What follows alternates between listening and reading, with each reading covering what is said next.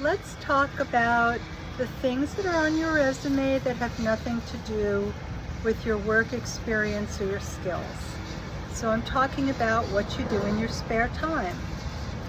I see a lot of resumes that have at the very bottom like outside interests, and there's like a long list. And 9 times out of 10, I remove all but 2 or 3 of those when I'm working on my client's resume. So let's talk about what is good to keep and what isn't good to keep and where on the resume it belongs. So first, let's talk about volunteerism. Volunteerism is work. I don't care whether you get paid for it or not, but it depends on what you do and what you're volunteering for.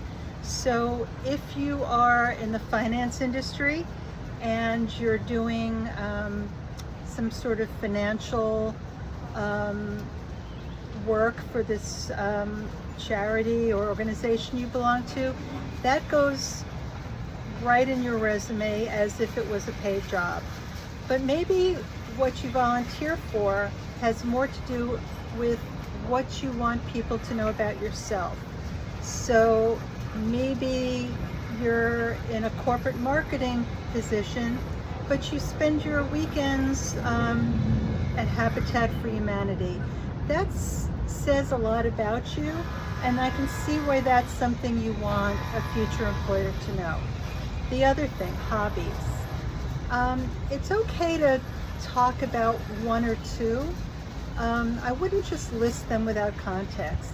You know, I used to be a long distance runner, and when I would walk into an interviewer's office and I'd see a picture of them at the New York City Marathon, that was the subject of a conversation.